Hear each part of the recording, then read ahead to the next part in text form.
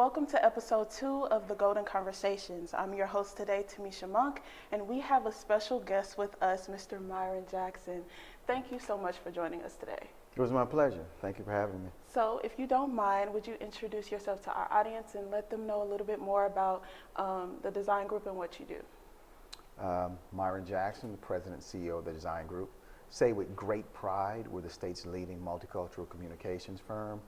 Each day we work to help organizations source volume from African American, Hispanic, youth and urban consumer audiences. So we tell stories every day to connect industry with culture. Nice. So, of course, I did my research, and I also read that you're also the strategic thought leader of the design group as well as, going alongside CEO. So can you explain how your logo gives a description of your company? I guess strategic thought leader, I guess it's just a long way of saying that I'm in everyone's business in the office. I spend a lot of time ensuring things are on brand, that the client's objectives are met, reminding all the talented creatives in the shop what the end goal is. Sometimes we can fall in love with the creative, so we have to make sure that we understand what its desired effect is and not necessarily fall completely in love with the tool designed to do that. But speaking of tools, our brand mark speaks directly to how we see the world. We're disruptors.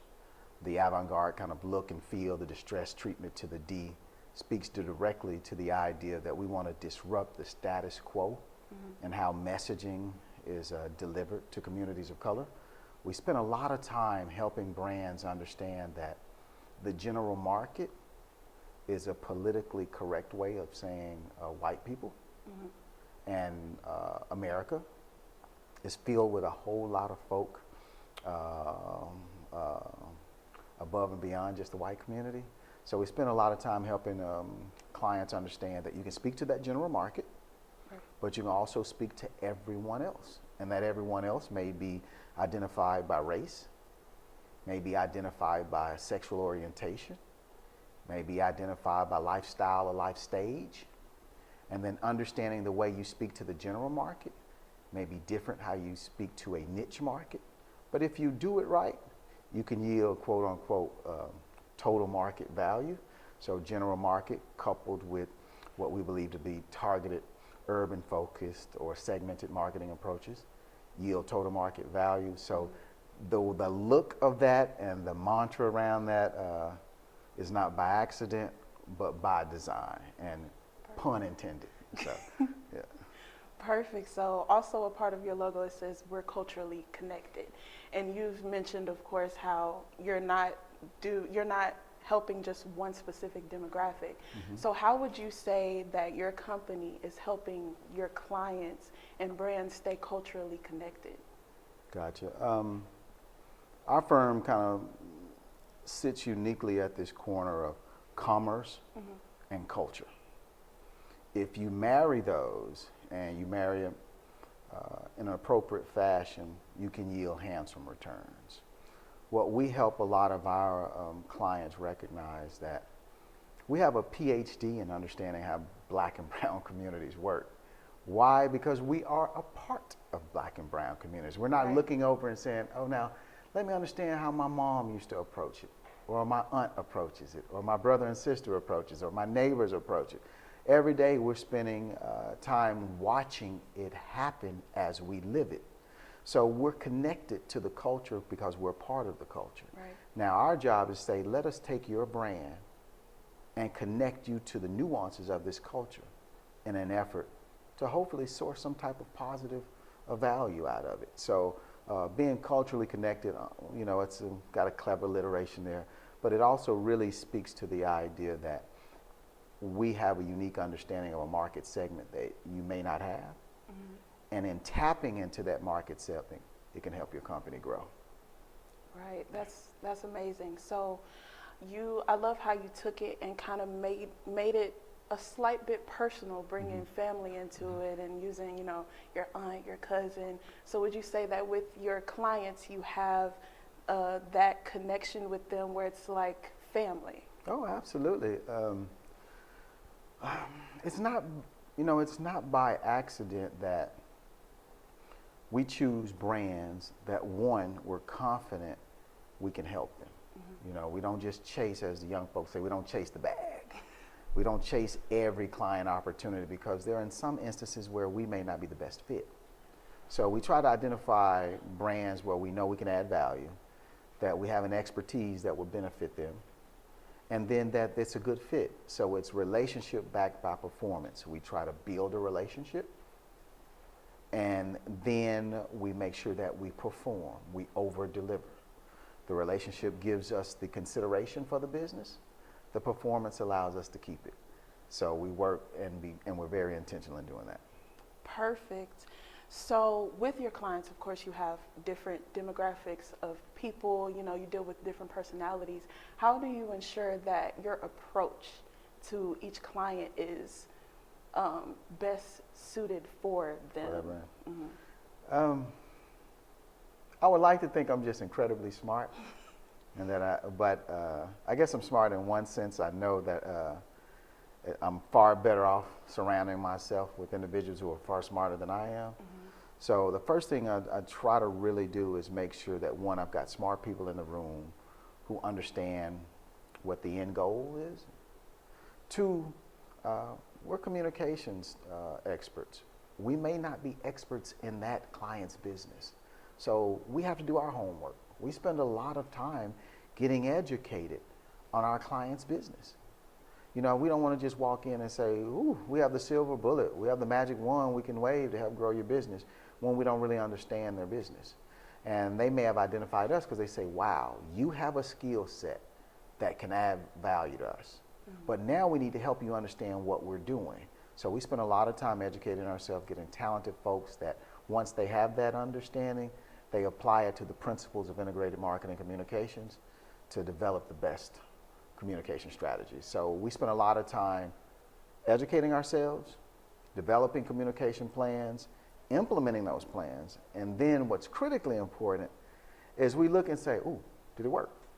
Sometimes we're like, ooh, sometimes we're like, you know. So what we do is we learn from market realities. The consumer educates us on how to get smarter. So if a consumer gives us the desired response, we say, okay, that works, let's continue that. If the consumer says, I don't think that worked, we learn why it didn't work. We tweak the formula and we try it again. You know, in the business of speaking to human beings, it's a science, but it's an art, you know, because we're in the business of persuasion. And so we have to understand what triggers you as a consumer. That's perfect. I love that you take time and reflect, and not just think of, you know, you think about the entire scope and everything of that nature. That's amazing that you do that. So that was the end of our first segment, and that time went by super fast, but it was a very enlightening conversation. And in the second segment, we're going to go a little bit more in depth about our CEO and the start of the company, because we know it's not easy to start a company. So we're going to go more in depth with that. All right, everyone, welcome back to segment 2. So, of course, I wanted to take a deeper dive into the CEO and how all of this came to be. So, of course, I want to know, what was the inspiration behind starting a company that, to me, like I stated, is the big three: advertising, marketing, and design, all in one. What was the inspiration for those three in one company? Well, I would like to think it was that I had this super introspective moment and this epiphany popped. But nah, it was really quite simple. I love telling stories. And I had a tribe of creatives around me who loved telling stories. We struggled a bit as black creatives of finding a place that we felt comfortable and safe, that we could tell great stories. We could really kind of tell authentic stories, but we could be our authentic self. Right. Honestly, we didn't want to be in an environment where we had to code switch. We wanted to be in a place where, hey, if you hear us screaming some old school rap, we could be working just as hard as those that aren't. Right. So we started to really kind of focus on how do we build that perfect place. We then also realized, and I say we because I can say I started the firm because I was kind of the leader in doing that, but my wife leads our public relations department. And I tell everyone she's a recovering journalist. Probably will never ever get it out of her blood.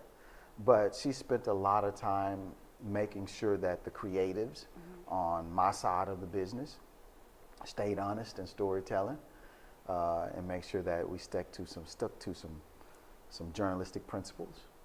Also, my business partner, Telly Noel, who spends a lot of time in our experiential space and our experience-based marketing, challenged us all to make sure that the brand lives outside of the 30. And when we say outside of the 30, we mean outside of the 30-second television spot, the 30-second radio spot. Brands, like human beings, have a life of their own.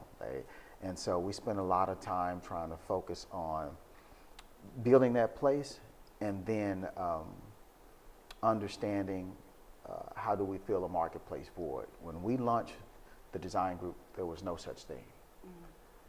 So we knew there was a marketplace void. We knew we had stories to tell. We knew there were communities that needed to see themselves in communications, and that's what really birthed the design group. So with that, of course you said that there was no place, no place for it. So there is that outside looking in where it's like there's a possibility that it won't work, and starting a business isn't easy. So what were some challenges that you faced starting, and even now? And how did you overcome those, and how do you overcome those to this day? Well, you don't know what you don't know. Right. So if I had to look in hindsight in my career, and I'll look back and say, wow, it was nothing but God that carried us over there, because that piece of work there would never come out of our shop today. One of the things that we were committed to was continuous improvement. And understanding that when we launched the shop, the one thing we were quite fortunate is that we were already doing the work. We just weren't charging people for it. So when we started to really say, okay, all that great work you've been getting for free, I need to pay a bill. So we're going to charge you some money for it. A lot of the clients were like, yeah, absolutely. We would love to. Let's figure out what works. And now, don't get me wrong, in a business, you hope that, especially when you spend some time in business, you start to learn about P&L statements, you start to learn about federal and state taxes that you have to pay, you have to learn about meeting payroll. There are a lot of things that we weren't aware,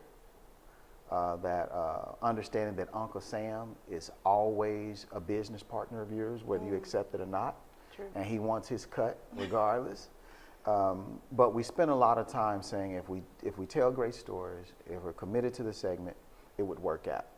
Now, in terms of the hurdles, a couple of things that we tried to make sure, and I try to instill in all of the team workers or team members that come on board and work at the shop, you have to understand and know your market segment. See, we didn't go into this saying we were completely ignorant on how to market to African Americans, how to market to Latinos. We understood that, how to market to teenagers, how to market to young adults. We understood that. What we didn't understand is while we're doing all of that, who's going to make sure payroll gets covered? Who's going to make sure all that? So we had to learn that by bringing in talented folks. So I tell everyone, a great business has problem solvers in every division.